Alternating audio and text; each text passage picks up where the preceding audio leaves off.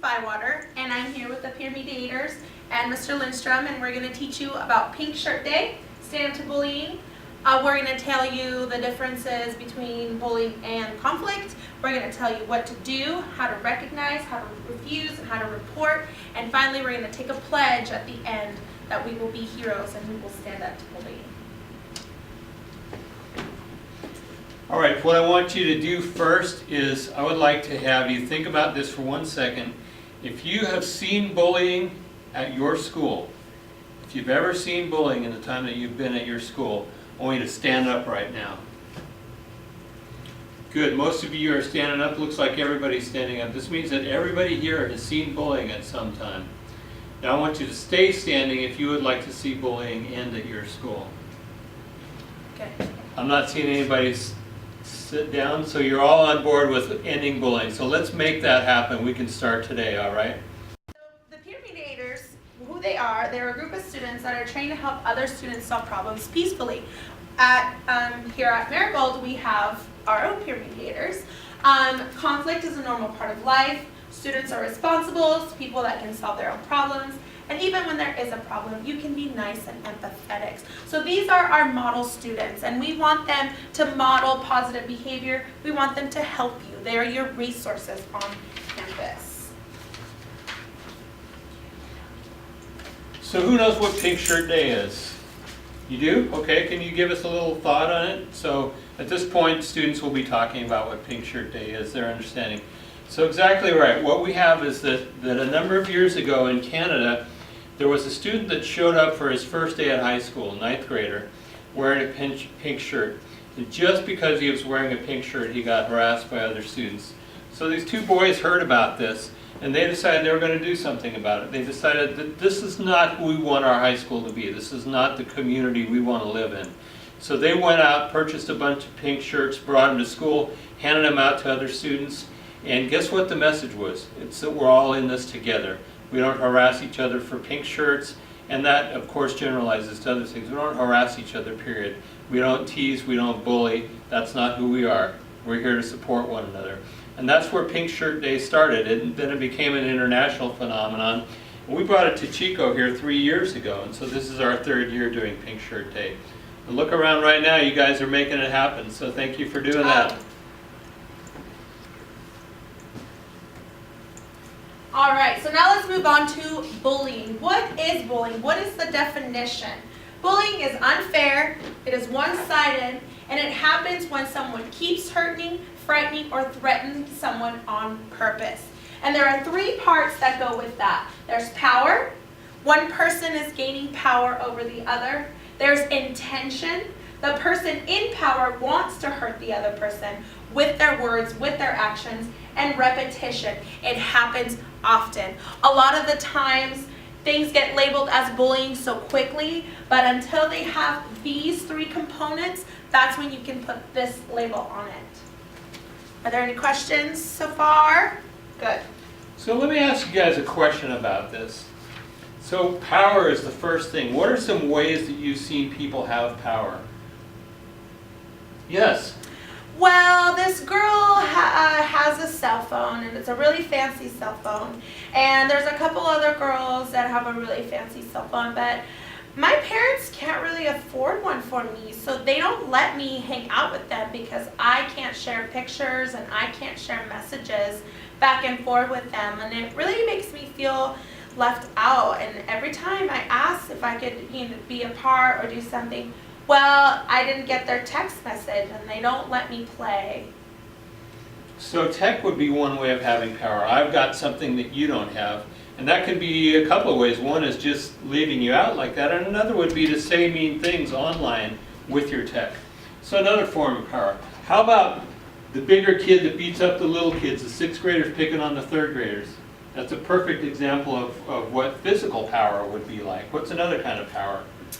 Another kind of power, maybe when one student is known more by another student, they tend to single out the kids that are less known and picks on them because they are more popular than they are. All right, so popularity is another one.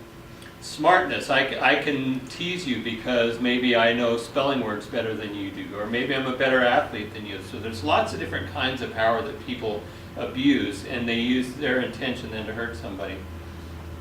Let's move on. Right. Ooh, what's it? That one's How about? yours. You want me to do this Yeah. one? So conflict. Conflict is different than bullying, because conflict is a disagreement that happens when two people want different things, and we're in conflict over those different things. Typically, the two people in a conflict, or more people, have equal power to solve it. So it's not that I'm the bully and I'm creating the whole scene and the other person's targeted, but instead it's really where we both have a part in the problem and we both have a part in the solution. But our primary intent is to get what we want, not to hurt somebody. So the question we want to ask you, now that we've given you the definition of bullying and the definition of conflict, can you identify the difference between the two? Can you single out a situation and tell me, yes, that is a bullying situation? Or can you tell me, no, that is not a bullying situation, it's a conflict situation, by the two definitions that we've given you? So let's give a little example here real quick. You know what? Did you see that new Superman movie? No. Superman, and then there's that Batman movie too. I think Superman would totally kick Batman's butt if they got into a fight. There would be no contest. Oh, no way. Superman, come on. Batman is so much better. No way. Superman would be the one. I mean, Superman's got all the power, plus he can fly. Have you seen Batman's car? It's totally awesome. It can go faster than Superman can fly. Whatever. Oh, whatever. Superman and cheese. You, Batman is the best. What is that an example of? Pick and raise your hand and tell me. Conflict. Conflict, very good. Because they just have different opinions about it. And it was not unfair. It was not one-sided. And it did not keep happening. Good. How stupid. You're wearing a Batman shirt and a Batman lunchbox? That is just ridiculous. Why don't you grow up? Jeez. Hey, check this out. Did you see her lunchbox? She's got a Batman lunchbox. How old do you think she is? Oh, 4, 5 maybe? Get something new. Be current. Grow up. And what would that be? Would that be bullying or conflict? Bullying because what? This guy was using his popularity with other people, talking down to this person. He intended to hurt her feelings. And part of bullying can be repeated. It's not always repeated, but often it is repeated. So if I was doing this to Maritzi a lot, then that would be considered bullying. And it wasn't, we both weren't involved. I was cowering down. One-sided for sure, huh? Totally nonverbal. I didn't speak out and say anything or make it the conflict bigger. It was just completely attack towards me. Good. So the next thing we're going to talk about are the roles in bullying. There are different kinds of roles when there's a situation that involves it. And there's the bullier or the aggressor, the person who is doing the bullying. There's the person who is targeted, the person who is being bullied. There are bystanders, there's different roles when you are a bystander. And there's an upstander, or the hero, the one who stands up, the one who's honest and helpful and shows empathy and respect, and that one that will make the difference. And that is what we want to promote today with Pink Day, is we want all of us to be the upstanders. We want to, if we're not involved in the situation, you still have a voice, you still have power, you still can make a difference.